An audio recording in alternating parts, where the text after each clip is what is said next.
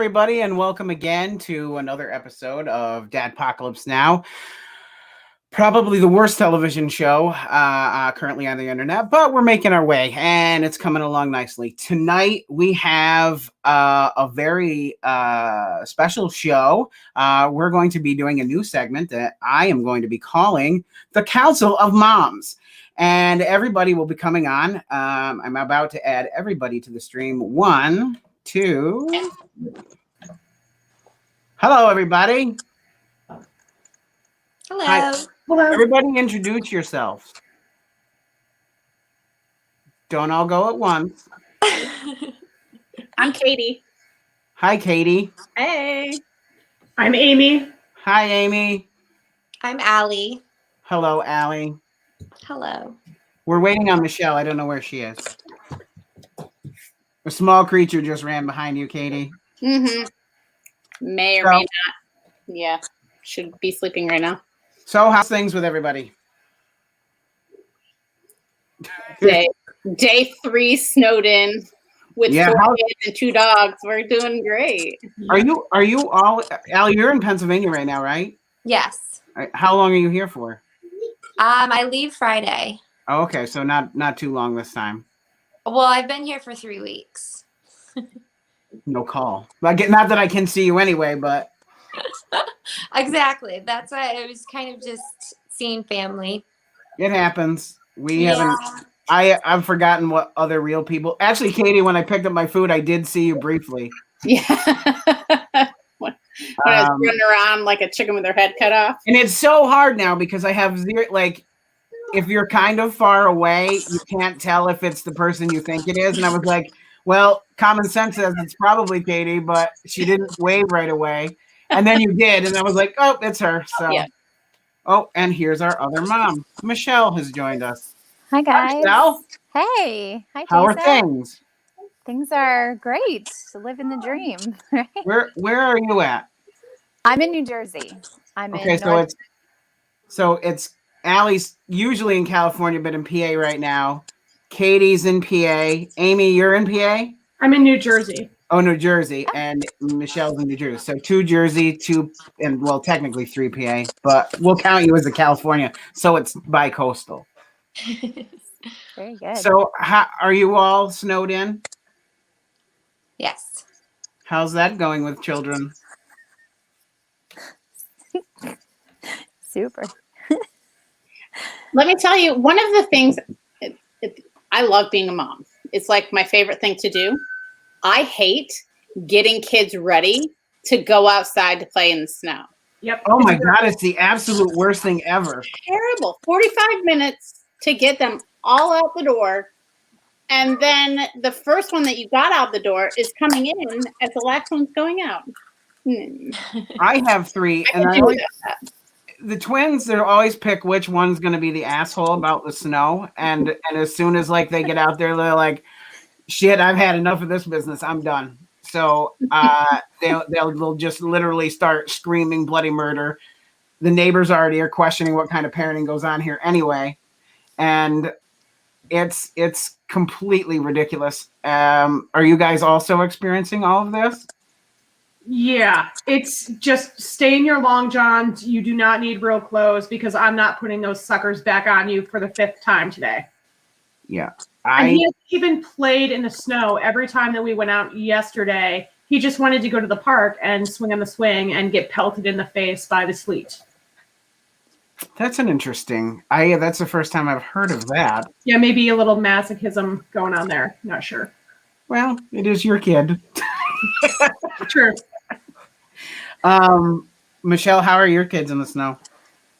So my son Mason loves the snow. He begins shoveling roughly when like the second flake has fallen. He's like, oh, I need to go out shovel now. So it's lovely because he's actually very helpful. But it's taken me 10 years, almost 10 years, to realize that I need like multiple changes of clothes a day, like winter, like the gloves, the hats. Like I didn't understand that. Like I wouldn't have time to throw them in the dryer and get them dry to get them back out again. And there would be this constant fight of like, my glove is wet inside. I can't put it on. Like my boots are wet. I can't I'm like, I don't understand. I use the Velcro around the, around the wrists. We have the like grippy stuff at the bottom of the pants and snow still always. It's like sand at the beach. You're not going to keep it out. No, chunks, big chunks. And then everything's wet. And then we have to go back outside, but we can't put on something that's wet. And so I now just have the winter closet and the multiple changes of clothes a day, and we go from there. I don't even think my parents allowed us more than one hat each. I think we had them, but like it was one hat, and when it was wet, you didn't go back out until it was dry. That's right. That's absolutely. But that is not how my children run. We have to have a full third or fourth wardrobe of winter clothes. The twins aren't so bad about that, but Jace is the same way as your kids. They don't. If it's remotely wet, it cannot happen. No. Katie, I think my kid's the opposite. He runs outside in the snow in his socks. And so, how is he with the changing of the clothes? Like, do you have to have them all completely? There's another child running around. Katie's full on momming right now. Hi. Hey. Hey, kids. They didn't want to talk to us. There. It's a little mature. That's the first child we've ever had on this show. I don't let my own kids, because Jace has a filthy mouth and I can never be sure what he's going to say. So Where he gets that from? His mother. Of course. I don't understand why you would think it would be anything else but her. So are you guys, how is Callie, Allie, what's it like in California for you guys right now with COVID stuff? I mean, it's just been the same since, I guess, like March, which was everything was on lockdown. Are you guys currently on lockdown? I mean, because obviously you escaped. Yeah, I mean, everything's on lockdown, but nobody cares, which is why it's as bad as it is. So it's like really, really bad there, right? Like. Yeah, it got scary there for a minute when they're, telling ambulances to like play God and pick who gets to go to a hospital and who doesn't. So, yeah. Can you imagine being in that position though, like as an ambulance driver? No, I think it's horrible that they having to decide that, like that it's to that point. No, it's just, it makes me angry at the people who go into Dandy without a mask on. Which is like most of them. Yeah. Masks are optional in Bradford County. What's it like in New Jersey for you guys? So, I mean, we were full lockdown from the end of March through, I mean, we're still really, we're operating in lockdown, but things got better over the summer. Like kids' activities came back. We haven't stepped foot inside another house besides our own since March. My mother-in-law lives about 20 minutes away from us, and we've seen her like in the backyard. We did Christmas out of our garage. How's the garage Christmas? Tell us about that. Oh, garage Christmas. Oh, it's good. We were very lucky. Christmas Eve in New Jersey was unseasonably warm.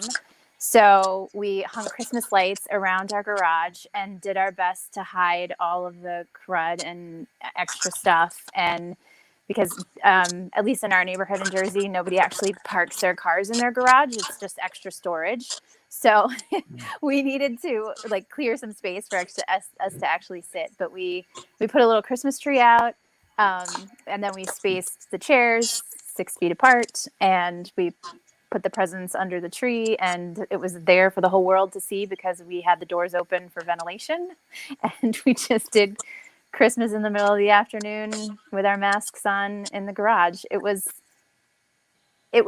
My mother-in-law was so happy that she cried because it was the most normal that she had felt since March. to put it in perspective, you know, like it was like a special moment. And yet here we are, like, you know, just give grandma like an air high five, thank her for the present, you know, like it's like, this feels the most normal and it's the least normal thing we've ever done. So Now, Amy, what was it like for you guys for Christmas and the holiday? So nobody yell at me here, but we actually came to Bradford County. I'm sorry. Well, my parents were there. My brother's there. So coming in from a different state, we followed the rules, negative test within 72 hours. And we decided to make the gamble because we missed Thanksgiving and it was very upsetting to my parents and they wanted us there for Christmas. So we took the precautions and went with it. I mean, everything turned out okay, knock on wood, but you know, we just wanted to be able to spend Christmas with them because I guess our thought was, we don't know if this is our last Christmas together. And we'd lived away from my parents for so long because my husband was stationed in Arizona that it kind of was like, well, we didn't get orders here to never see my family. And we hadn't seen them the entire year. So we, So you took the gamble. yeah. Do you feel in the end that it was the gamble was worth it? I mean, obviously nobody got sick, so do you think it was worth it? Yeah. The words that came out of my father's mouth for the joy of being able to celebrate Christmas as a family was worth it. Possibly even if one of us got sick. You know, that was our concern, and I actually stated that out loud. Like, what if one of us gets sick? And he said, "Well, we'll get better." Yeah, can you not? So, we did it. Yep. What about you, Katie?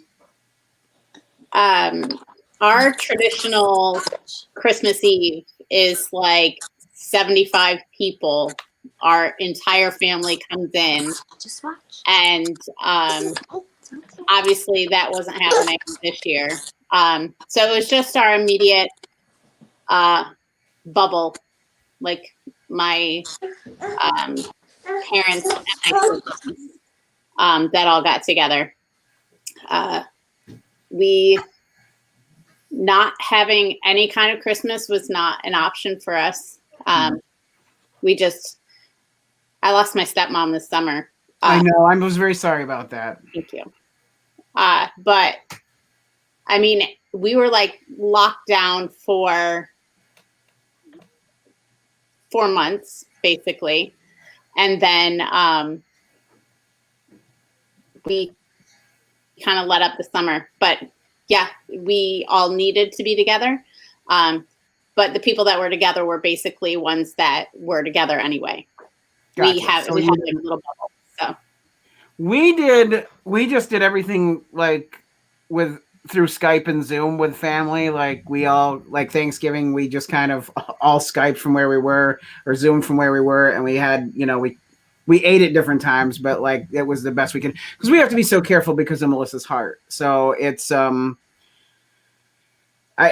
live in constant fear here because, they do not care here at all. And I have lived literally on pins and needles for like the past year because I know, like, I trust her cardiologist from Geisinger. Like, I trust them. And they have made it very clear, you know, she is one of the people that cannot get this. And so, I mean, we had a little pushback from family that, you know, about, you know, not seeing anybody. But most everybody was pretty understanding about it. The boys, you know, are young enough where they haven't been around long enough that a tradition is a tradition yet. So they didn't really know that anything was weird about this year. Jace got up, Santa had left stuff, and that was kind of, you know, and then the only thing is her families didn't come here for gift opening. We did it all on the phones. And so that was okay. Jace seemed to have just as much fun as he did other years. We just, you know, we didn't get, I did miss my in-laws crab dip that they make. Like that was a little tough, but for the most part, everything was, manageable. One thing I realized, I didn't get any pictures from Christmas morning because my parents are usually in New Jersey visiting. So my parents are in Bradford County too, and they didn't come out.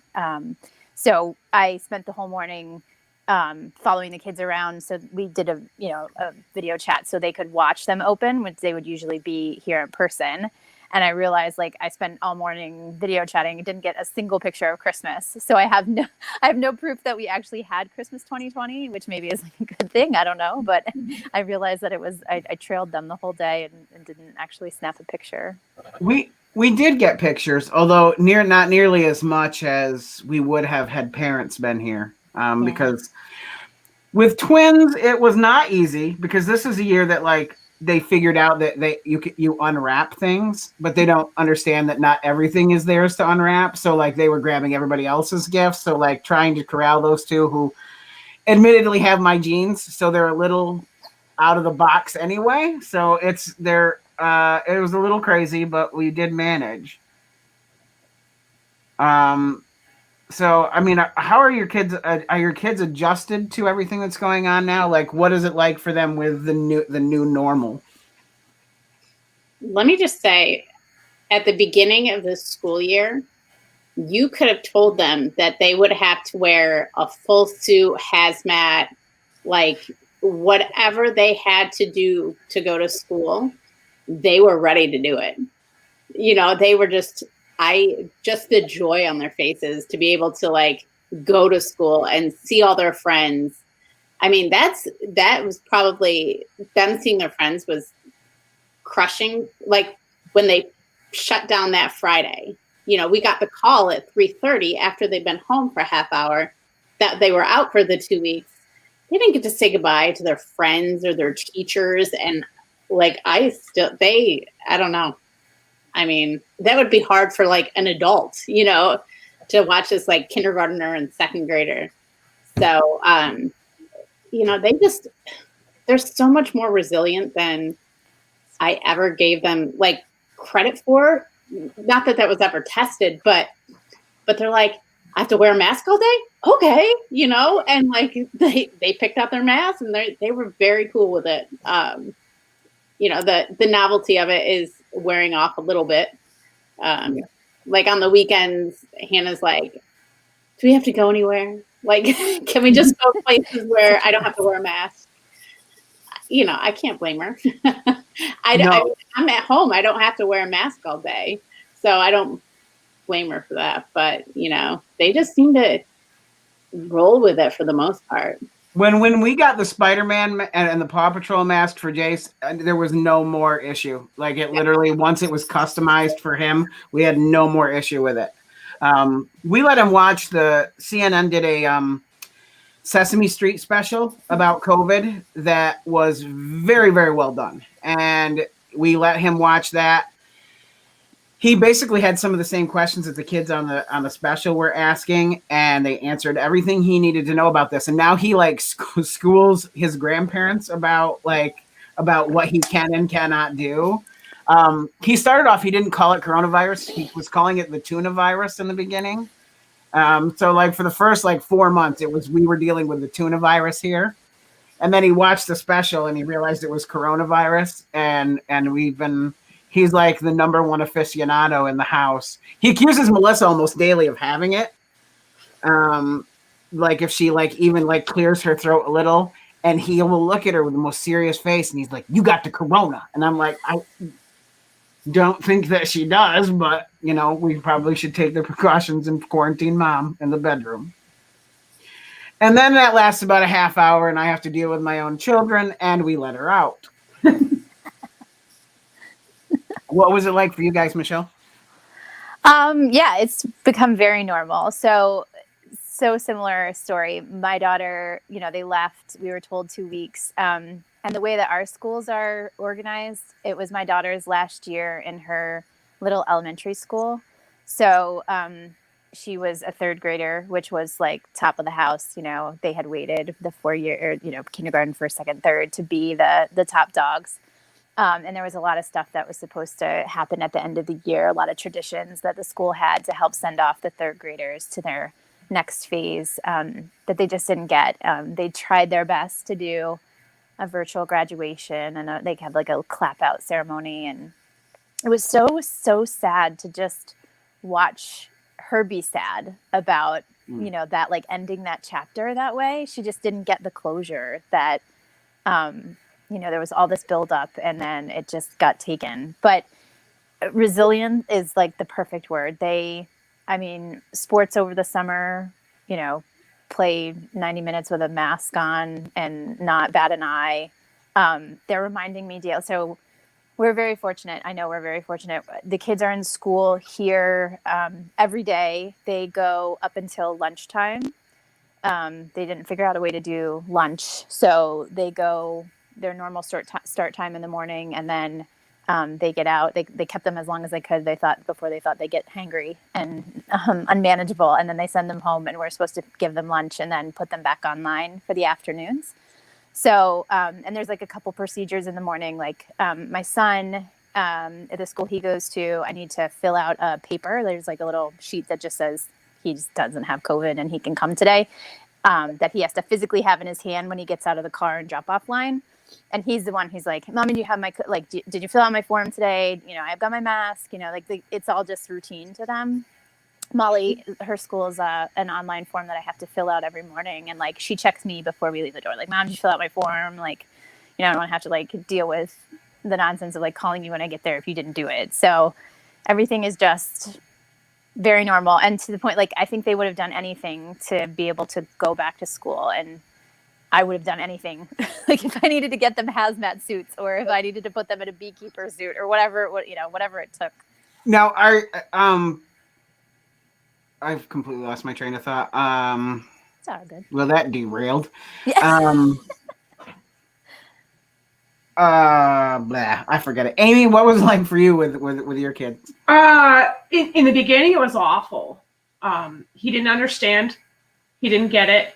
The heartbreaking story that I reference is we have a sliding glass door in our backyard, and there's a big field behind our house. So around the end of March, after 2 weeks of Brandon not understanding, he saw some kids playing. There were two brothers that were playing soccer, and he asked if he could go out and play with them. And he had played with them in the past. And I said, no, buddy, because at that point, COVID at the end of March was even more insane than it actually turned out to be.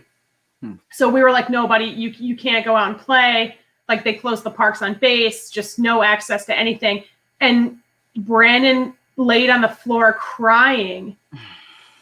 Why does no one want to play with me? Oh. Why does no one like me? Why can't I go out? And as a mom, I was just like, well, yep, that's it. Let's have it out. And I just sat on the floor bawling with him because there were no answers at that time. There was no understanding of anything happening at that time. And what do you say? It's not like you can even find a comforting moment in that. So maybe that's my failure, but gradually we would talk to him about it and he would listen about it. And I also showed him the Sesame Street thing. And then we had to go back to work. So we had to he went to the neighbors who was a nanny, and he got exposure there. And we would pay the neighbor kid who was 15, $10 an hour to take him outside and play every day. We're connected to them. So, if it's in the air, I'm sure our air filters are connected to each other or whatever, our ventilation. So he learned, and then he went to a daycare over the summer. We could find somebody that would take a new enrollment student. And was that an issue during this? Because I guess I never even considered that. Yeah. So we're on base. We're on a military base, and they closed the daycare. And what do? They basically, said mission essential people have to work remote because people had to take care of their children. There's military to military families. There's military families that are separated. Maybe the other parent is deployed. They weren't allowing deployments to come back. I don't want to, talk about all the secret information, but it was a completely Not that many different people atmosphere watch for the so show. many people. And usually the support system that you have being a military family just completely evaporated and disappeared in the blink of an eye. So finding a new daycare, like having the internal guilt of I have to go back to work, we have to find a place for you to go, to this school year they've allowed both before and after school care, and he's in full day because they said a kindergartner cannot learn online every day. And they were able to cut the classes down small enough that he had the same exposure to the same children every day. So we have been very grateful and thankful that the school on base said, listen, we know that they're military families. We know that there's mission essential people here. We're going to allow in-person school, and we're going to have before and after school care. Katie, what is the situation here as far as in person? Because I don't actually, because Jace isn't old enough yet, so I don't actually know. Yeah, they're in school every day, all day. They do everything in their classroom. They eat in their classroom. Oh, really? So they've shut down all of that stuff. Yeah, they don't eat in the cafeteria. They can go buy lunch. Well, they get free lunch, but all the kids get free lunch. So if you want to buy, you can, or get it from there, you can get it from there. You can get breakfast, but you eat it in your classroom. They go and do specials in the specials room, but yeah, because I'm sure it's hard to move entire art studios and stuff like that, and like There's it's not like Troy. Like Troy had a rolling organ and piano thing, so like she could go room to room, but like, it doesn't work that way everywhere. I know they do have like certain protocols. Like if there's so many cases within the school, they will come to your classroom and do the special in your classroom. So you literally come to classroom, stay there all day long. And they go outside your gym as much as they can. I mean, I guess in elementary school, other than, a little bit here and there, like we mostly were in the same room all day. So I guess it's not too different. I guess when this whole thing started, obviously none of us got a manual for this. None of us had any idea what we were supposed to do.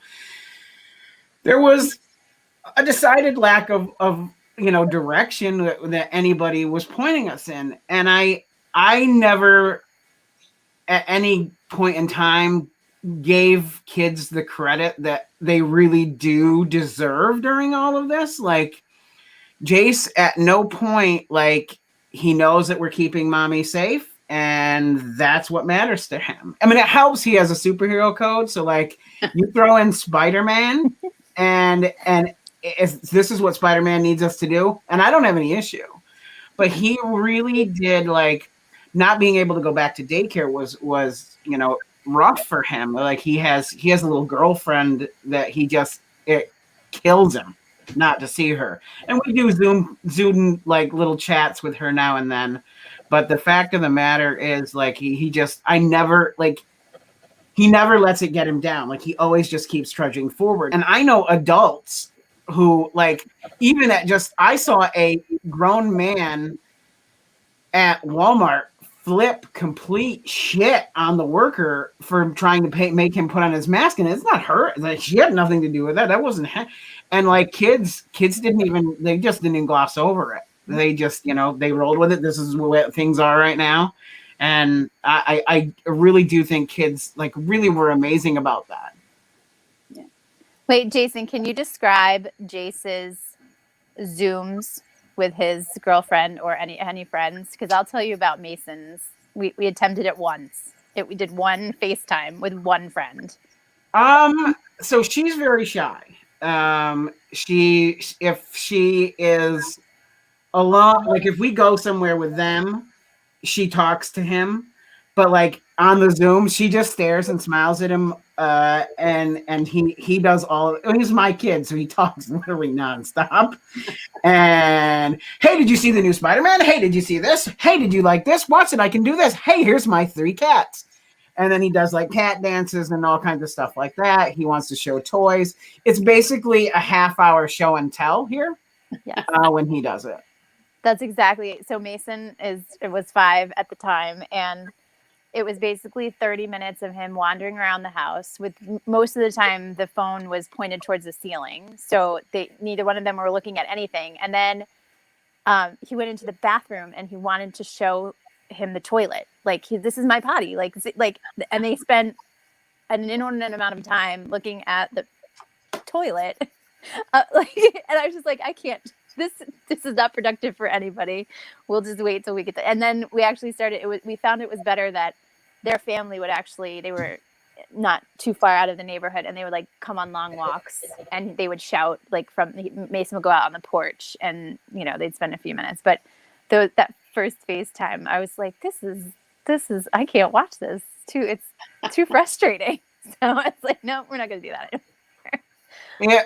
It was a painful reminder of watching. It was like thinking back on my first date. Like it was very similar. Like I just brought cats and I showed. Oh, look at it was the same kind of thing. Are you guys doing play dates online at all, Katie or Amy, with your kids? No. You're very lucky because they are super awkward. But Jace really likes them. Like he really does. He loves them so much because the last time he saw her in person was she came here trick-or-treating. I built this ridiculous candy chute that was I was shooting candy at kids, which was really a lot of fun to throw candy at children. And I had a lot of fun here at Halloween. Like we have a guy that lives he doesn't even actually live on the street. He lives the next street over. And he's like the neighborhood police, and he like walks around here and told me like I put out Halloween decorations too early. And I think the three of you know me well enough to know if I'm provoked, I just take things to a level that is just I just couldn't help myself. And so I when did you start putting them up? It was the second week of September. So it was like 2 weeks earlier than I normally do. I normally put them up October 1st, but I was like, I've been furloughed for nearly a year. Like I have been home for a year with my children alone. And my wife is here, but she loses control of them very quickly. And like, I know what my psychosis is, so I know how to deal with them to some extent. But like, I needed something, and I needed a creative outlet, so I started building holograms. Mm-hmm. And every time your Christmas ones, my kids were obsessed. We'd have to drive by that house again. Oh, I'm so glad. I'm glad somebody stocked your house, Jason. No worries. It's okay. We stock your restaurant. All right, that's fine. I just, and so this guy, he really pushed me, and every time he pushed me, I just went a little bit further. And so I just needed I just needed I needed an outlet just as much as the kids did. So Jace became like my right-hand guy. And I feel pretty confident that if we ever accidentally left him home alone style, he would booby trap this place. Like, and he would be completely fine. We're not going to do this, but if it happened, I am confident that he would have this place booby trapped to the max by the time we got back. So let's switch gears a little bit and talk about, do you feel like since you became mom that the job that you signed up for is not the job you have, and kind of talk about that? Like, what's motherhood like for each of you compared to what you thought it was going to be like? I didn't realize that it was going to be all bribery and trickery and mental games. Yeah. There's a lot of that. And a lot of things come out of my mouth that I never knew I had in me. Like what? I think for me, because it's not my typical personality, like the empathy and the support that comes out of my mouth when he's struggling, or the fact that I can zone myself in, collect my thoughts, and not just, run around screaming banshee style at him. I really thought that I would just be the mom that would like turn into a monster, like, stop! stop what you're doing. But I actually find myself not doing that. And like, if he needs a talking to, sitting down on the floor with him, getting eye level and spout this just supportive nonsense that I just zone out and don't remember what I say, but he seems to eat it up. So I think I'm doing an okay job if it can calm him down and just make him collect his thoughts and think, oh yeah, maybe that was a bad choice or a red choice or the wrong choice. And it's sick. It's gross. It's gross. Aw, look at that. You're like the Grinch. Your heart grew 3 sizes. Exactly. Yeah. You were a legit badass in high school. Well, I mean, I still am a legit badass. Just I knew she was going to say that. a badass mom now, I guess. But you're doing the job. I mean, obviously, like it warms my old gal heart to hear that Amy's heart has melted some. Right? Yeah. He's a good character to melt at. He's a cool dude. How old is he? 5. Okay, so he's the same as Jay's. Yes. But if we lived in Pennsylvania, he would be in K4. But in New Jersey, he's in kindergarten. Okay. Katie, what about you? It is a lot harder than I ever thought in totally different ways. I mean, I used to have 3 jobs and get all the things done. I'd have a clean house. I'd have, you know what I mean? Groceries. I don't understand the term clean house. I don't know what that is. It's a vague memory. But I had one kid and Hannah, she was like the perfect little thing. And I'm like, oh, this is easy. And then I blinked and I have 4. It's like they're trying to overrun me on a daily basis. And they plot with each other to I don't know, just push all the buttons. I have to tell you, I thoroughly enjoyed, because I dressed up as the Easter Bunny and went to people's houses and did this social distance. I felt terrible. And I've kind of done this on a couple of holidays now where I just feel terrible that kids aren't getting the experiences. So I contacted a friend of mine, Pat Hoover from Tawana. She runs the costume shop. And I said, look, can I get a costume? Can I get the Easter Bunny suit for the day? And can I, can I do this for the kids and kind of do a socially distanced Easter Bunny stuff? Parents can take pictures, whatever. And your kids were super funny. Your one kid, it's your youngest son, called me out on my shoes. Yes, it was Luke. Yeah. He's like, how come you have sneakers on the bottom of your rabbit feet? Oh, he's coming. You're okay. Good. I love you. I almost spoiled the whole thing. You have clothes on. It's fine. It's okay. This is a PG-13 show. We're all parents here. To be honest, my twins, if one of the kids has an article of clothing on other than a diaper, I feel like I've done good that day. Winning. Literally, all 3 of you at the same time said that. Fantastic. Michelle, what about you? What was it like going from expectations to your reality? So I mean, you knew me growing up, Jason, right? I always had a plan. Oh my gosh. Yeah. You were you looked like Stephanie Tanner, but but you were DJ. Yeah. I always had a plan. I had things in control. I did all the things, in high school, whatever I wanted to try. I mean, I didn't have siblings and stuff, so I realized that there was some external factors that led to that. So that kind of continued through college, got the job that I planned on, everything went according to plan. That was the plan. And then, and even having my daughter, that was the plan.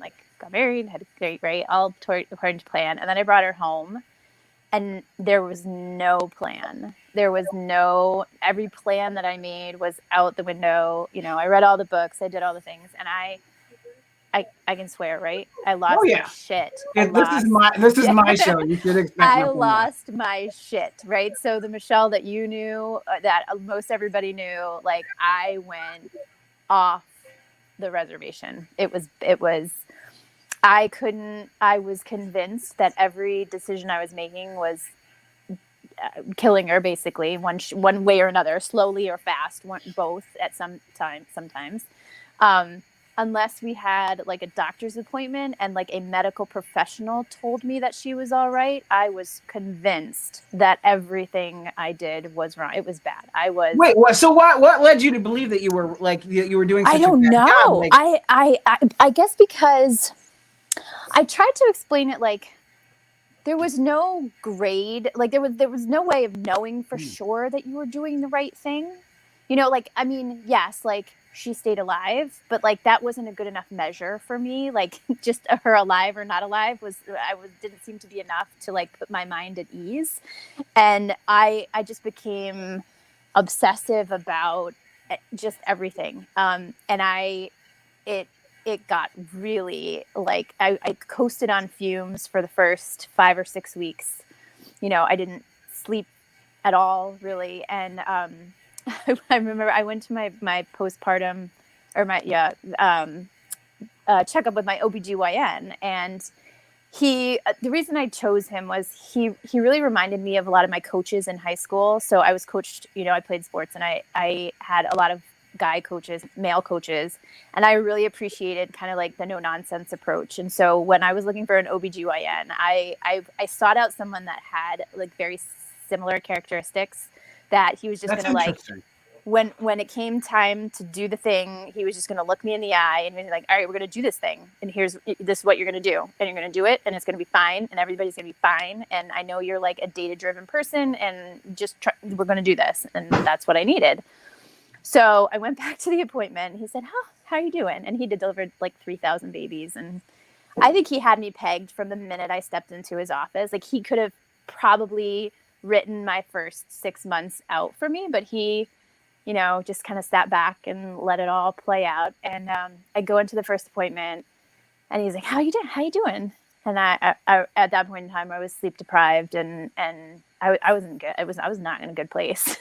And I was like, things aren't good, Dr. Bissinger. Like, I don't know. I'm not sure. I think you're killing her. He's like, whoa, wow, you got a lot going on there. He's like, well, do you feel all right? I'm like, yeah, I feel fine, but I can't do this. I'm not qualified. I didn't get a degree. I don't know. Nobody gave me a manual. What am I going to do? So if you guys remember in that checkup, you have to fill, at least in New Jersey, they made me fill out a questionnaire. Like, how are you feeling today? I wasn't feeling that good. It's like, do you worry a lot? Do you, I start filling out this form, and he's like watching over my shoulder, and he leans in and he whispers, and he's like, if you keep answering like you're answering right now, like I legally have to send you for help.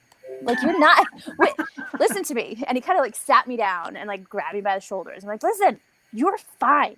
You're going to be fine. Everything is going to be fine. And I know that I'm telling you this, and you're going to walk out of here, and by the time you get to your car, you're going to forget what I'm saying to you, but you'll be fine. But I wasn't. And so my husband actually took it upon himself, bless his soul, to, I think it all kind of comes back to the coaching thing. So he found this woman. I call her our Mary Poppins.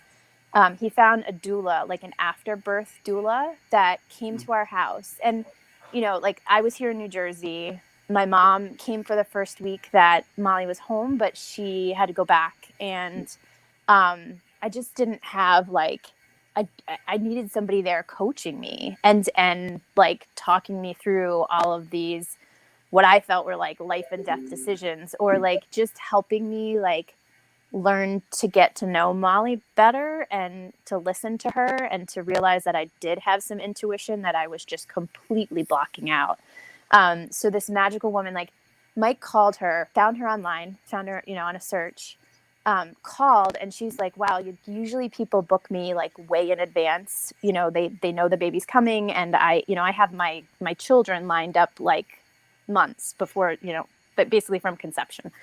But she said, it just so happens that I'm waiting for a set of twins to be born, and they could come today, they could come tomorrow. It might be 3 or 4 weeks. So I don't know how long I have, but I'll come for whatever I can give you. And she was here 3 weeks, and the twins were born. But it was like, she just kind of helped me listen to my own intuition, realize that a baby could actually be fun and not just like a big ball of anxiety all day long, and that I could get my feet underneath me. I never saw the woman again. I exchanged Christmas cards with her every year. I sent her a Christmas card with a picture of the kids so she can see. Well, she didn't ever meet Mason because she helped me so much that by the time Mason, my second, came around, I finally I had it figured out, and I came home and I hit the ground running. But I don't know how many babies she and mothers that she has fixed along the way. But she was my little guardian angel, my little Mary Poppins, just when I needed her. So I feel like that should be like a standard. Yes. Let's talk about this for a second. You go to your prenatal appointments, and at the end, it's like, what, twice a week? At least once a week. Yeah. And then you have this thing. They send you home with this thing. This alien. Or two of them. You don't have anything. Yeah, some of us got a twofer. Yeah, you get a twofer. That's even better. And then they're just like, see you in 6 weeks. Like, what is that? Like that first 6 weeks is critical, and no one's checking up on you. You go to baby appointments, and you're just like, I had a C-section with Hannah, and I walked in. I had to get my staples out like 2 weeks later, and I said to my doctor, he's like, "How are you doing?" I said, "I think I'm losing my mind." Like constantly. So, a couple days after Hannah was born, we went. Rob's like, "You need to get out of the house," and my mom was there, and I was like, "Okay, let's go to the store." So we went to PNC, and I was standing in front of the pretzels, and I just start hysterically sobbing.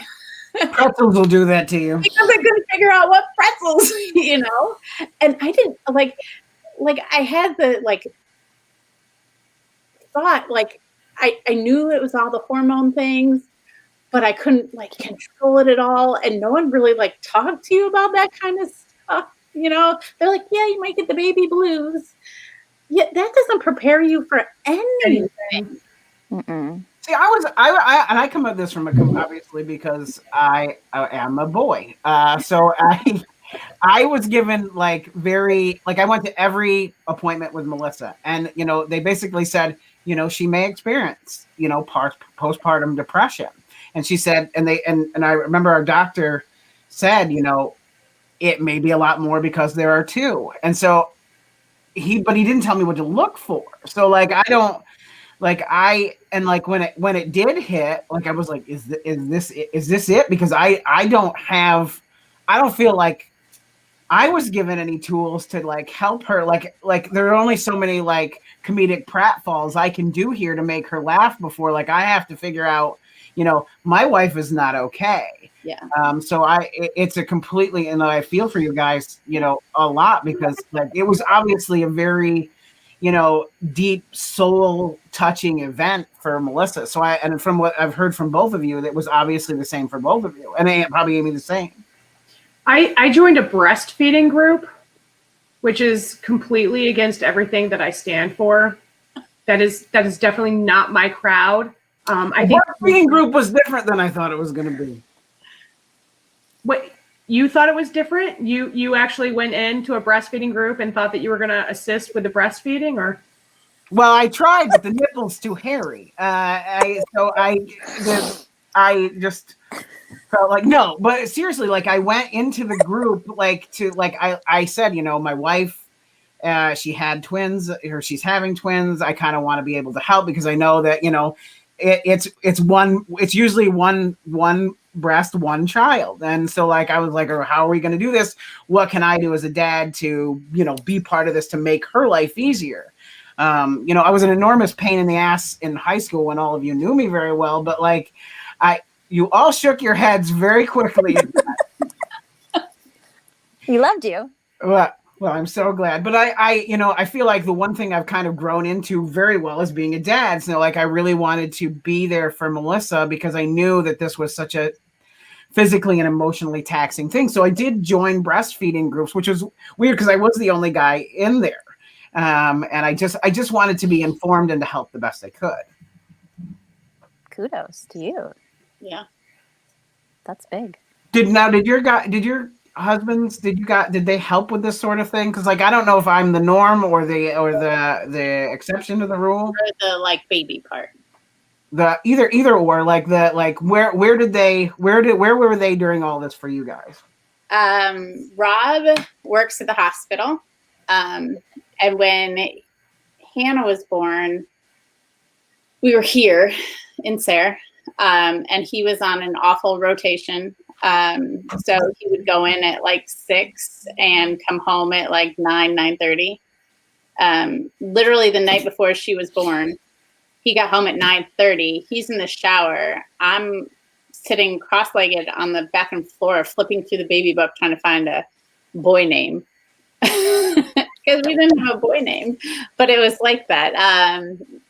So when she was a baby, he was at the hospital a lot. So, but my mom was here, my sister, my aunt, they were all huge help, you know. And with one, it's like, all right, we can do this, you know, one-on-one. You're not overpowered. Yeah, I can tell you 2 is overpowering. Yeah. But I mean, when he was home, he was the first, you know, walk through the door, take her so I could go do the things I needed to do, or just like step outside for a breath of fresh air, you know, just something little. So he was pretty supportive. Good. What about you, Michelle? Yeah, so Mike knew his limits. Like he knew what he knew and what he didn't know, and like I said, like he knew that something was wrong, and he knew that he didn't know what to do about it. So he needed to find somebody who did. And the other thing that I'm really lucky. He loves to cook. Cooking is like therapy to him, and he really likes to eat. So that was why he like learned to cook. And his dad was spent a lot of time in the kitchen, so he had a great kind of role model that a guy could be in the kitchen, and that was totally fine and totally normal. And so he made sure that we had sustenance, that we ate, Which is important.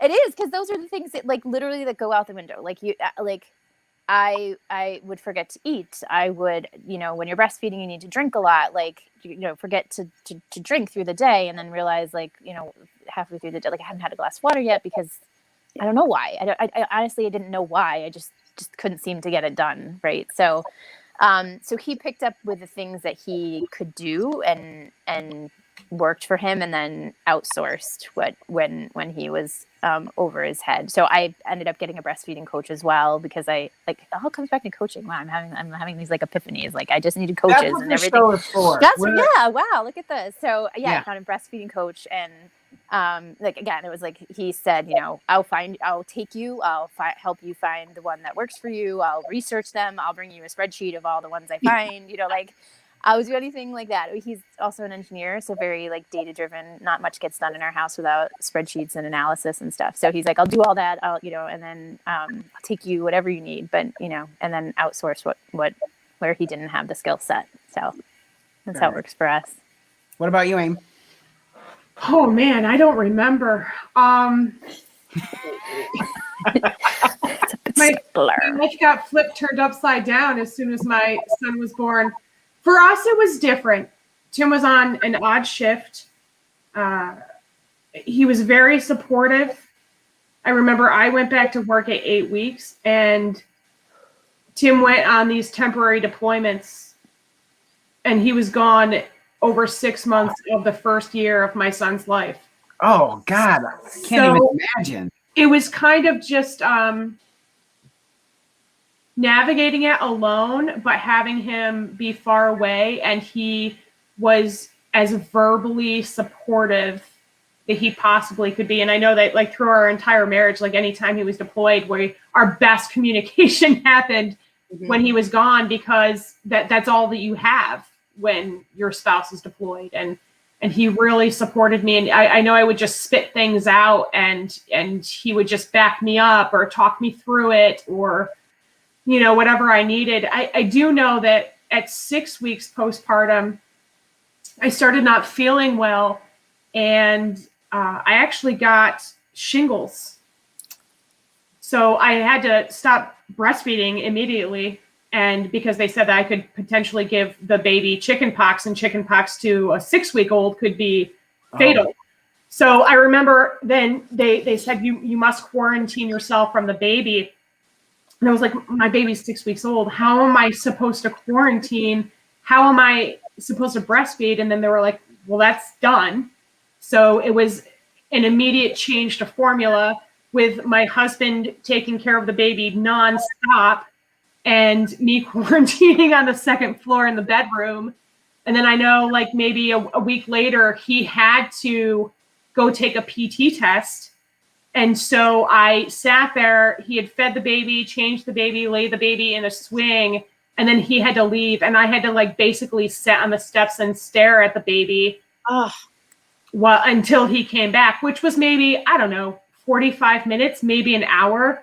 But I just had to sit there and watch and not touch. And it was kind of a, well, if the baby needs something, you're going to have to jump up and touch the baby and take care of it. But let's hope that he sleeps for a 45-minute nap right now. And that's what it was. I mean, we didn't have family close.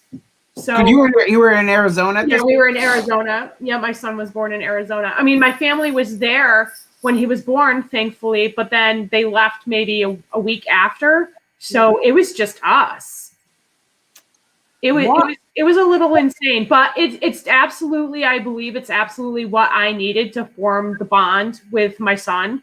And if I didn't have all of that alone time, I may not have formed the type of motherhood I've grown into. So I'm actually thankful for that kind of experience and exposure. But it was hard. It was rough for a long time. Deployments were really hard to navigate. See, I have no military experience. I have no idea what that's like. I've never had anybody just leave and have to be gone for that long. So like my heart goes out to you. I can't even imagine what that must have been like. Right. And I have it easy. I only have one child, and I have an extra. Form a backup system and a support system. And you really have to rely on the military family. Mm-hmm. You make friends that become family, and you have to rely on that. It takes a village, and it's absolutely a smaller village with a military family. One of my best friends is in the military, and it's amazing to watch from the outside that happening. I mean, she's moved from Nashville to Savannah to El Paso. And it just seems like she finds her crew almost immediately, because that's just how it is. You know what I mean? Like when they were in not Fort Drum. What's it? West Point. That's up there.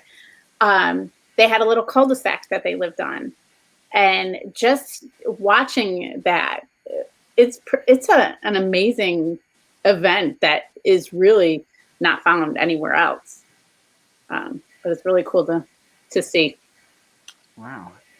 Amy, I had no idea that you went through all that. Like, we've been friends for forever, like literally forever. And, I've always kept up with what you're up Probably to. Since I was 14. Roughly, yeah. Yeah. Yeah, roughly. It's been a spell. Let's all tell how we met Jason. Yeah, let's do that. Well, I wanted to reference when you said crying in P&C, I was going to ask if it was because Jason no longer worked there, but Yes. I did work at the White Sox one for a long time. Go ahead. How do you remember how we met, Amy? Oh God, do you? I do. Oh no. I do. Right. We actually met through Beth Shedden from Troy. Yes. And Kelly McLaughlin. Yeah, I didn't want to mispronounce her name. Yeah, you're Well, right. I got you. I knew as soon as you said Kelly who you were talking about. Yeah. I spent some time in Troy. I had a thing where I really didn't like the people that I went to school with, or didn't date the people that I went to school with. So it was all the neighboring high schools. Were you from Canton? Towanda. Oh, Wanda. I'm the poolie of the group. Wow. I haven't said that in 20 years. I haven't said that word in 20 years. Yeah, that's this show. A lot goes on here. Right. Well, Michelle and I are both from Troy, and Okay. Katie's from Sarah. Well, I guess this side. Katie's from Sarah. Okay. I forget that it's the camera switches. So there we go. So Katie, how did we meet? Well, I mean, your grandmother lived around the corner from me, Right. Yeah. and I was friends with your cousin. Yes. Yeah. Kim. Yes. But I think it was when you had a crush on my best friend that we really connected. Oh, really? You're gonna pull that out? I had a glass of wine. You know, why not? It's okay. You have to. I have found that 90% of the guests that come on this show are drinking while they're on here. Yeah, I was hoping you weren't going to say that, but here we are. It could be the student council convention. I think that's actually when we first, I knew who you were. Yeah, I think that was when we first talked. Because I met your older sister first through forensics. Oh, yeah. She was a fierce competitor for me back in the day. She was fierce at anything. So that and then I moved into my grandparents' house. So then you guys were, neighbors for forever. Mm-hmm. Michelle, how did we meet? I'm struggling to figure out where did I meet Jason? So I was best friends with your cousin Stephanie. Yeah. We are actually related through marriage as well. That's right. I always forget that. Yeah, we have cousins that are married, or I'm not sure what Byron is too. I think he's a cousin. He's a second cousin. Okay, and Missy's my first cousin. So we're married in typical Bradford County style. We are also connected family trees somehow. And then, just high school shenanigans, parties, and the crew that we hung with. I'm not sure how it started, but she quite literally held trampoline parties at her house. I did. I was one of the spots that not the crazy No, parties. not when I didn't have a barn to tuck everybody away in, but when there was an off weekend where we still wanted to get together and it was something that I thought my mom could live through, we would be in my backyard but I lived in town too, so we had to keep it to adult roar. I had a couple teachers that lived across the street, so it couldn't get too crazy in town. It really didn't. No, not at my house. No, your mom. I love your mom. How is she? Oh, she's great. Oh, she's gonna be so happy that you asked about her. Yeah, no, she's really good. They still have the bowling center, right? My parents own a bowling center. And my dad is still behind the counter. You'll still find him. They're still bringing gym classes from the high school. Really? Oh, yeah. Oh, my dad goes and gets them on the bus, brings them into Terrace Lanes. They learn how to keep score by hand because we still keep score by hand at Terrace Lanes. What? Yeah. I don't even know that. Those? And you're going to be ashamed of me, but I don't think that I could. I don't think I could do it now. I used to know, but Of course you did, because Miss Lane taught you. You Yeah. would have known in order to graduate from high school. You would have known. Yeah. So funny story about that. I hope she's not listening now, because Mrs. Vanderpool was the guidance counselor at Troy, and I don't want to say that I was Zach Morris-ish in certain aspects of my behavior at school, but there was a little bit. So I had some sort of Keystone enrichment meeting with her, and she left the room. She left me alone in her room, and she had hall passes and passes that would excuse you from class that she had printed with her signature already on them. So they just needed the date and time and the person's name filled out, and there was a whole stack of them. And I was like, I really have to take them just on principle that this was left in a site where I actually justified it. Tag her in this. What? How do we tag her in this? So she. No, please don't. So later. No, because she did catch me. So I will tell the story about how that all happened. So anyway, I felt like it was the universe telling me it was okay to do it because she knew me well enough to know that if it was left there, that I probably would take them. And so I did. And I really didn't want to go to gym class. I'm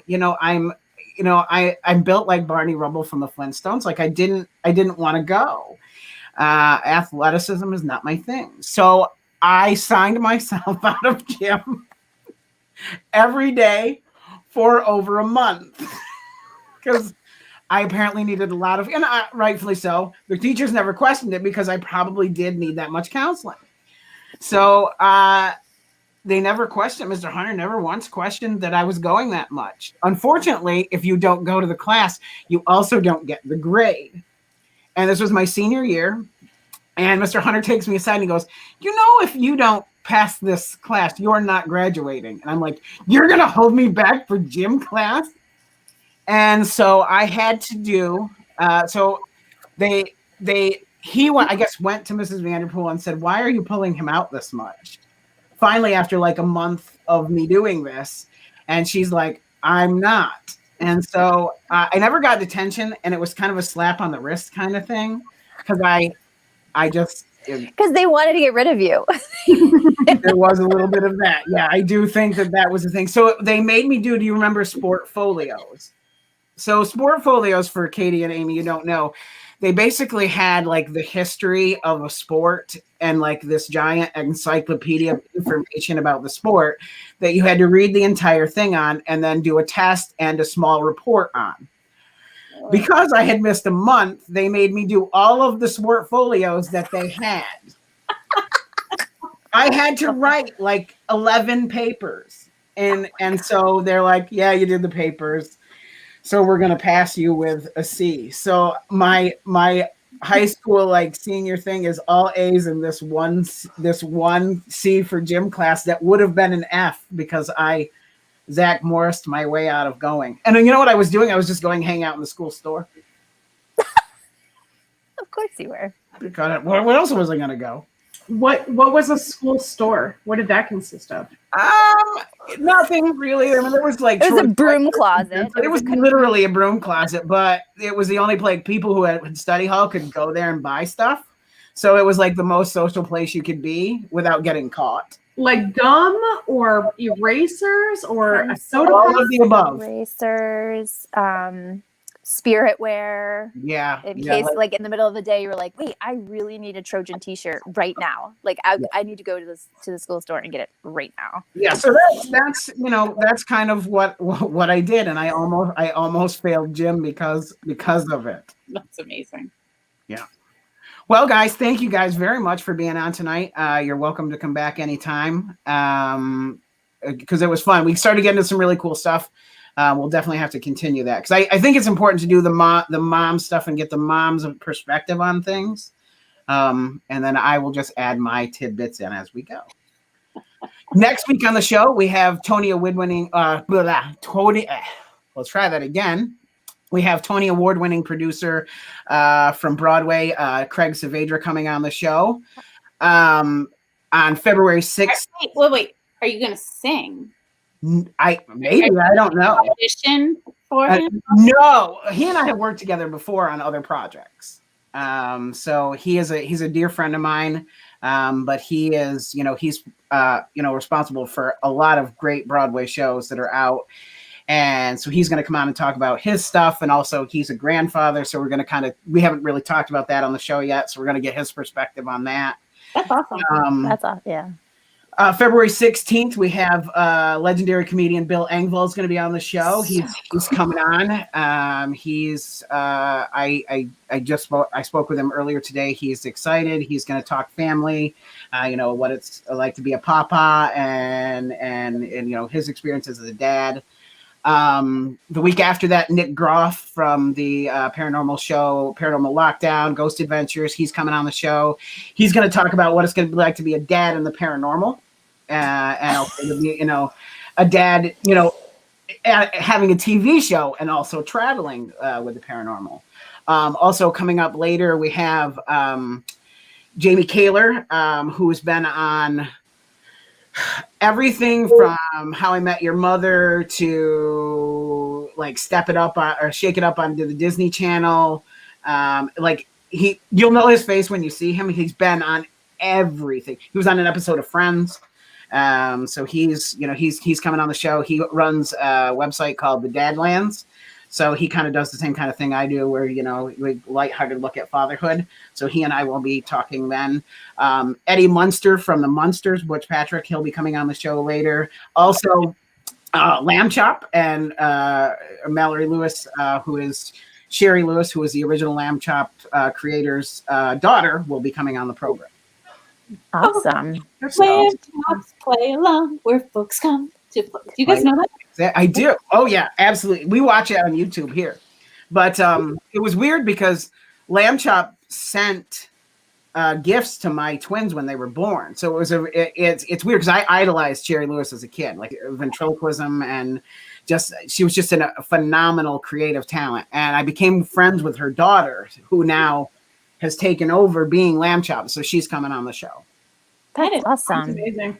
So the show's going well. So thank you guys for being part of it, and we'll see everybody next week. All right. Awesome. Bye, Thank you, everyone. Jason. Good night. Bye.